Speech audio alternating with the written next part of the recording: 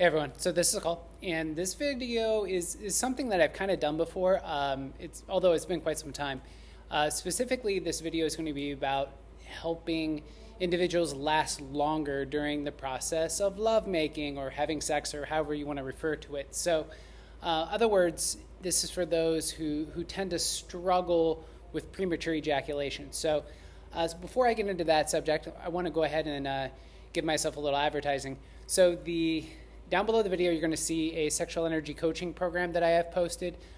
This program's for those individuals who are really ready to push the reset button on their relationship with their sexual energy.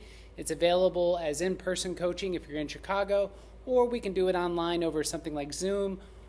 Finally, there's also a video-based program, which is all essentially exactly the same content for quite a bit less money, but you got to be self-motivated for that particular program. So it's a 6-week progression, very powerful stuff. So with all that said, let me go ahead and get into the video. So specifically, like I said this is for those who kind of struggle with premature ejaculation. And when I say premature ejaculation, in some ways what I actually mean, because I don't want something to sound clinical, right? This is not a clinical thing, right? What this is for individuals who want to last longer, and I say men, right? So obviously men who want to last longer sexually, which to me was a huge factor in my love life.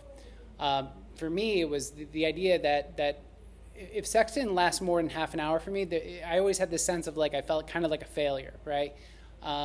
So for me, it was more than just wanting to bring the women I was with to orgasm.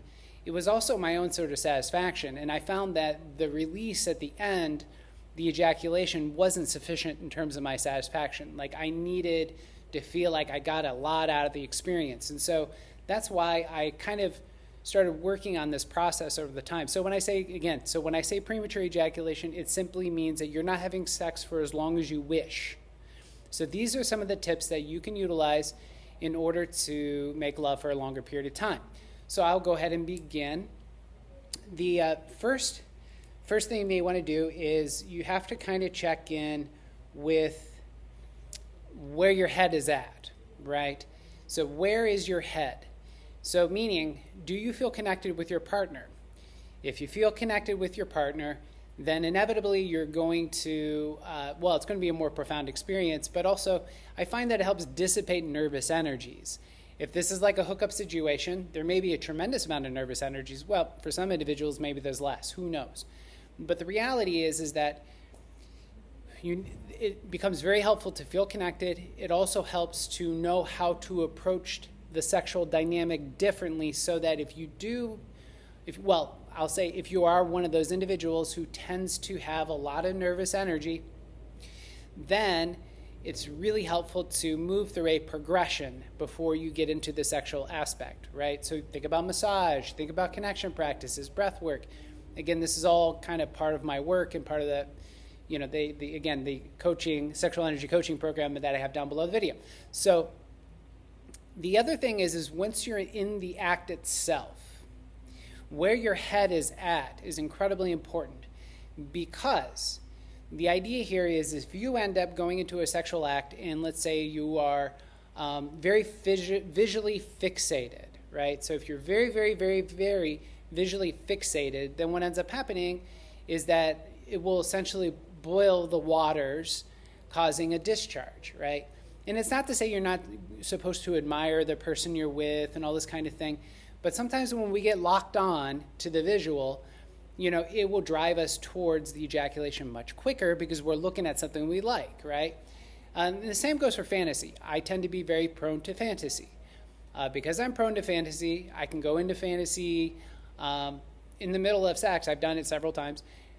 And what ends up happening again is it accelerates the path towards ejaculation, which again is the issue.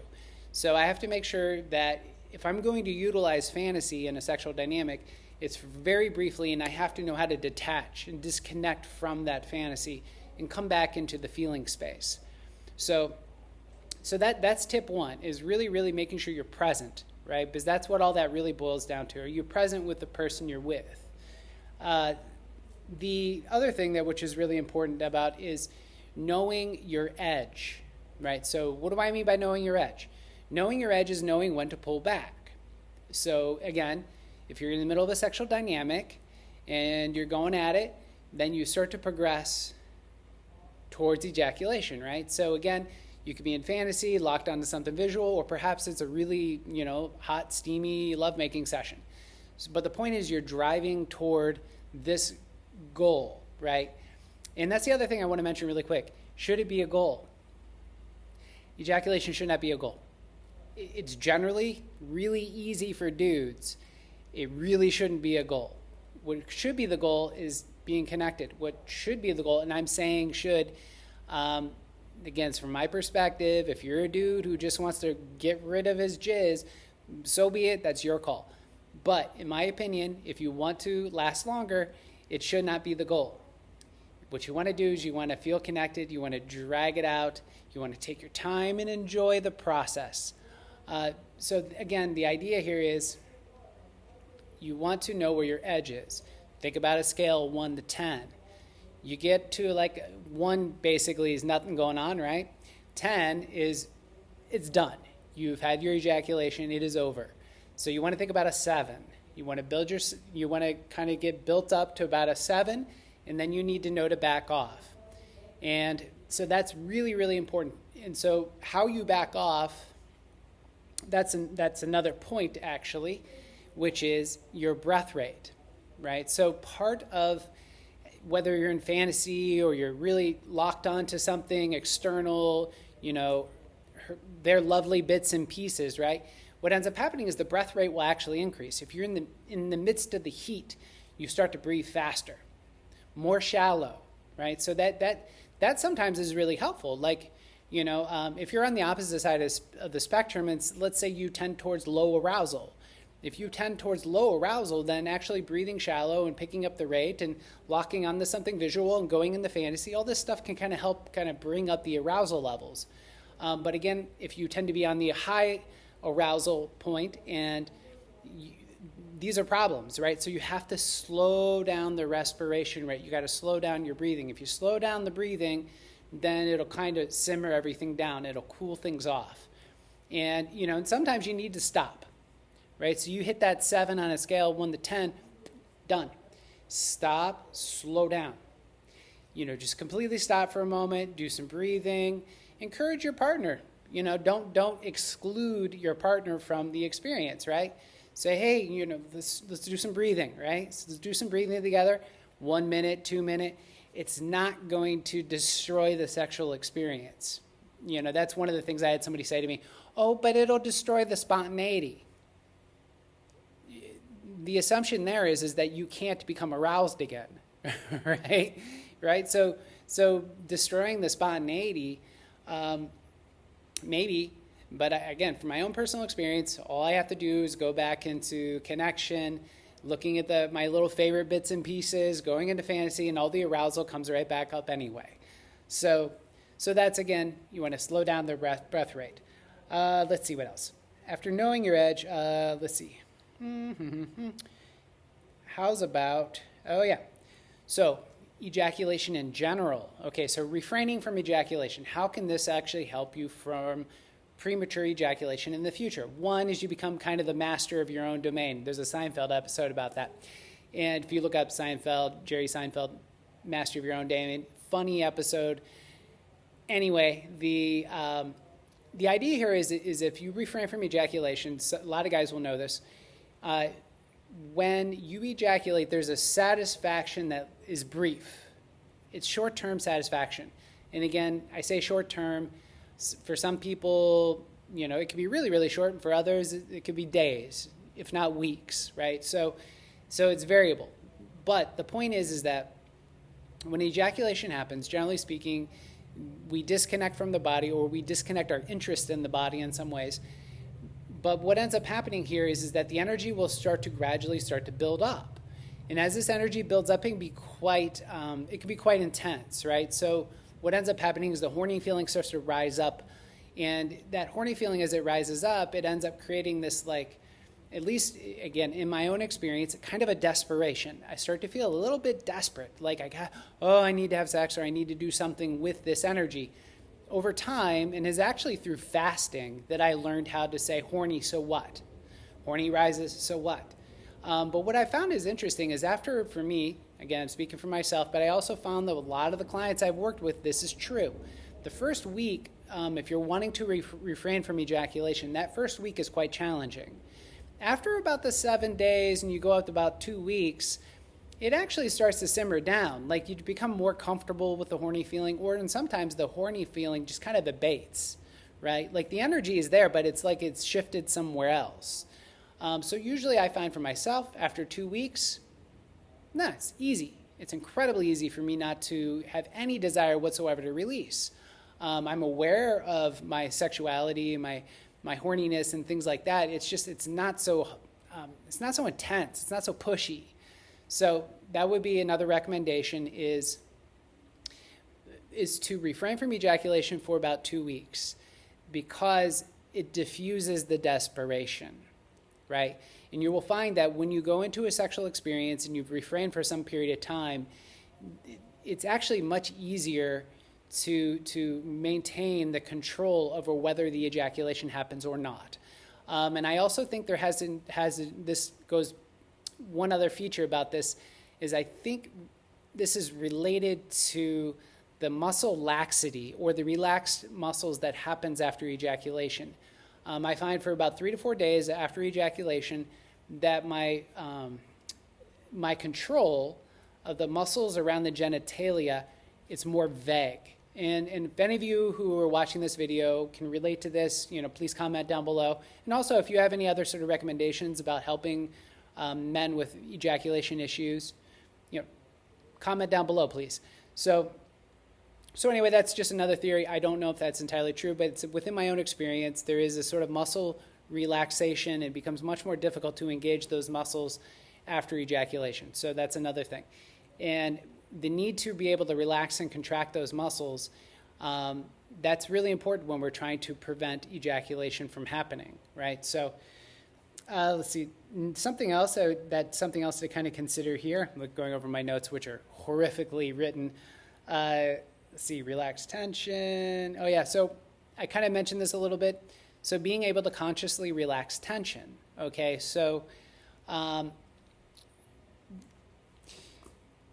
relaxing tension, specifically for me, again, I'm speaking for myself, perineum, genitalia, pubis, belt line. And if you don't know what the pubis is, that's the area right at the base of the penis, essentially, where your pubic hair is. That area in particular for me, when I relax that area, it actually reduces the sort of intensity, like I feel like I need to ejaculate. It just relax that area. It's like whoosh. And then, again, something else that I'm doing also when I'm relaxing that part of the body, I'm a bit etheric in nature, so I kind of perceive light. I perceive the expansion of energy. So I'll relax my hips. I'll relax the pubis and the hips, the perineum, the genitalia. I'll relax all those things, and it feels like it's expanding outward, right? When I have that feeling, it actually relaxes that sort of tension that's pushing me towards ejaculation. So that's something else you may want to kind of work on, is how much tension are you holding around your pelvic floor? And if you have a lot of tension down there on a chronic basis, keep in mind the term anal retentive. It's real. It's real. That's a real thing. So if you're anal retentive, it means you're walking around with a clenched butthole all the time, right? That means you also have a clenched perineum. You also have clenched genitals. You also probably have a tight hip flexors and belt line as well. So needing to relax all those things. And that brings me into another subject, which is hip openers, right? So it's kind of beyond the scope of this video. I'm not going to show you a bunch of hip openers, but if you go into the various search engines and you type in, yoga hip openers or, hip stretches or whatever, you're going to find dozens and dozens and dozens and dozens of examples. If you start to do those on a regular basis and learn how to neutralize the position of the pelvis, thinking the pelvis tips, it can tip forward, tip back, learning how that it tips, all this will start to loosen up the musculature around, the areas where there's tension that will often drive us towards ejaculation. So again, having nice loose open hips, particularly if you're a dude, really important. Something we have to work on, and I know probably 75% of you watching this video don't. So highly recommend it. Start working on those hip flexors and also your hamstrings. All right, so that's something else you may want to learn to do. So you control the arousal. So masturbation. So you're going to want to stop masturbating. If you're wanting to last longer during sex, I'm sorry, you're going to have to stop masturbating. Because what does masturbation do? Masturbation fixes the energy in that part of the body. The assumption here is you're not doing transmutation practices. Okay, so that's the assumption. All right, so assuming average dude, he's doing his thing, and whether he's ejaculating or not, what it does is it creates an agitation of the energy around the genitalia. That agitation, it essentially will always kind of kindle the horny feeling. It brings it up all the time. And those of you who masturbate a lot know that you probably chronically feel horny, right? That heat, because that's what it is. It's a heat that is built up. That heat, it will basically always be vibrating, and it's going to drive you towards release, ejaculation. It's going to drive you towards wanting more sexual stuff. So if you're feeling completely overwhelmed by your sexual energy, the desire to ejaculate all the time, etc., stop masturbating. Sorry. Some men are very protective about their masturbation, but you know, it's a good time to kind of push the reset button on these things. Try something different. If your love life is suffering, that's what you got to do. So, and that brings up transmutation practices. Now I'm just going to throw out some speculation here. So a lot of men suffer from inflamed prostates. Okay, so why would a prostate be inflamed? Inflammation just means heat, right? That's what it is. Inflammation is heat. Inflame, right? Flame, heat, hot, right? So, and I'm not saying anything about cancer. I'm not saying any of that. I'm just simply talking about the itis, prostatitis, the inflammation, the heat that is at, basically what that implies to me from a perspective of, let's say, traditional Chinese medicine would also kind of say a similar thing, which is there's too much heat buildup around the prostate.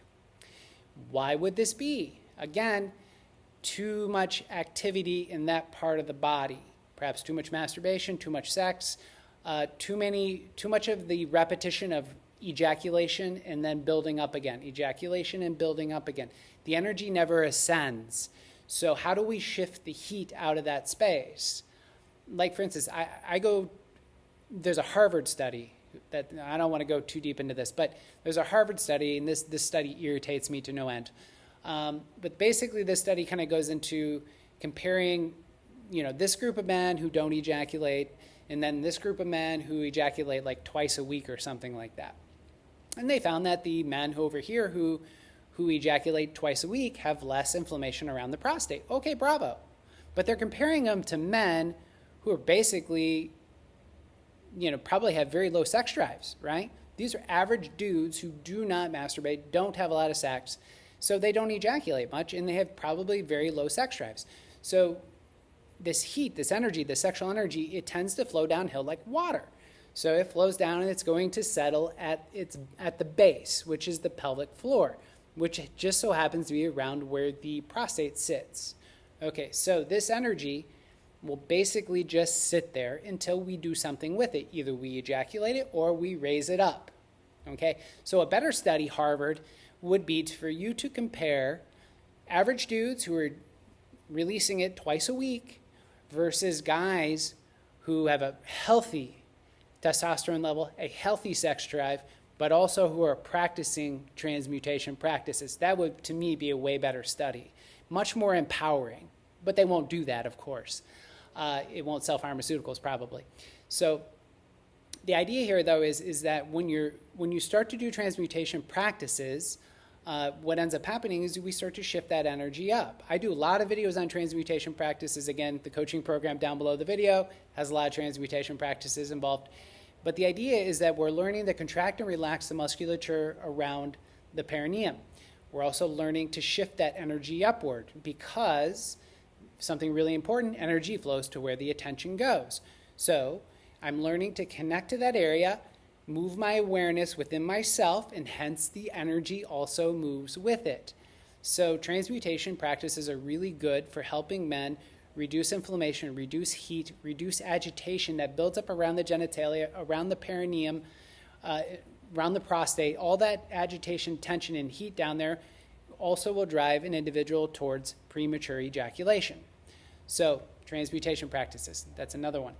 All right, let's see if I got any more here. All right, so these are kind of what I would consider very, very mundane recommendations. One is go pee. Okay, so empty your bladder before you have sex. Why?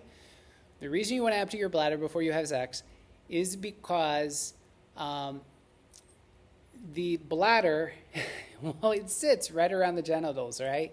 It sits right around the genitals. So it's another thing that if you have a full bladder, it's going to create this feeling of like a pressure that in this pressure is very similar to kind of the pressure that's associated with ejaculation. So if you're having sex and you got to go pee, right? Go pee, empty the bladder, then come back, and you're going to have much better control over the feeling that you have to ejaculate, all right? So, and anyway, I think you guys know what I'm talking about there. So something else you may want to consider is making sure you're having sex on an empty stomach for similar reasons, the pressure thing, but also the empty stomach thing for me is because of the abdomen, right? So we're talking about the abdomen, the belt line, the area 2 fingers below the navel, again, extending down towards the genitalia. Down the center part of the abdomen, I believe it's called the aponeurosis. Don't quote me on that, but I think that's what it's called. This band of connective tissue. This band of connective tissue goes all the way up the front side of the body, indirectly connects to the tongue, but it goes all the way down to the base of the penis. Now, this band of connective tissue, if the core is toned, it pulls in and it's where it should be. And essentially, then the pelvis can also be under our own control. Now, if you have a belly full of food, it relaxes the muscles in the abdomen, which then causes a laxity. That laxity or that relaxation, so I talked about relaxation being helpful for those who tend to release too earlier, but in this particular case, it's slightly different.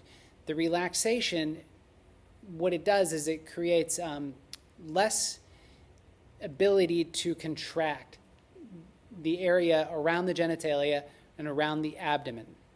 And again, for some men, the preventing of ejaculation sometimes requires that we be able to contract, right? And you don't want to do this necessarily too close to ejaculation, but sometimes what you want to do is, if you're driving towards ejaculation, you hit that 7 on a 10 scale, contract the genitals, pull in the belt line briefly, again, just hold it, and then release. Deep breath in, and then exhale, and then continue, right? And this is so that you consciously engage that part of the body. So you're causing a conscious contraction and a conscious relaxation, which will cool the nervous system down there a little bit. So anyway, have sex on an empty stomach, which seems natural anyway. I mean, the idea that having sex with a full stomach, to me, always feels really gross. So that's just me. Maybe you like having sex with a full belly. I don't. Makes me gassy. Just saying. All right. So finally, let's see. I guess this last tip I'm going to give you is, well, I would say this goes into the realm of the woo-woo, which has to do with affirmation. All right. So sometimes we develop a bad mental pattern, right? So we have a very negative pattern around our sort of our ability to perform, right? Guys, we get a little bit caught up in some various issues, which sometimes can seem kind of silly, like penis size or like our body shape, or but again, performance anxiety is a thing. Okay, so one of the things that can be really, really helpful here is, and again, I know this is cheesy. Okay, I get it. All right, but if you repeat an affirmation enough times, you start to believe it, right? And so one of the things is again, if you have an issue around your performance, which you, in some ways, to me, often what that means is that, well, I need to learn to connect to me a bit deeper, right? So an affirmation is, we'll give a theoretical here, right? So I love my genitals.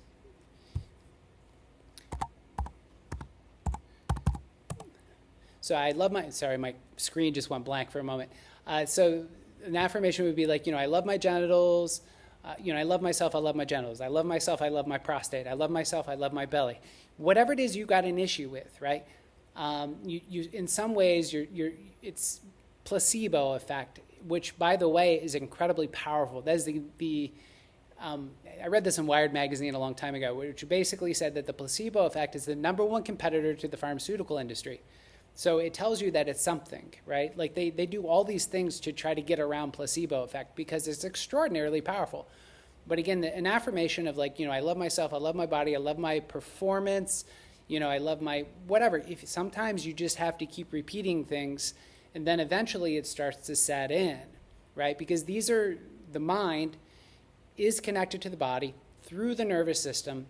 So part of an affirmation, what an affirmation does is kind of a rewiring process.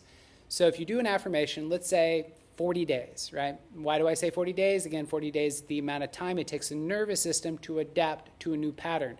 So in other words, you do this affirmation once or twice. I don't know, maybe it'll be helpful. But again, you want to make up an affirmation. I love myself, something broadly, and then something specific. If it's an issue around penis size, I love myself, I love my genitals, right? But again, what we want to do is we want to remove the anxiety, right? Anxiety.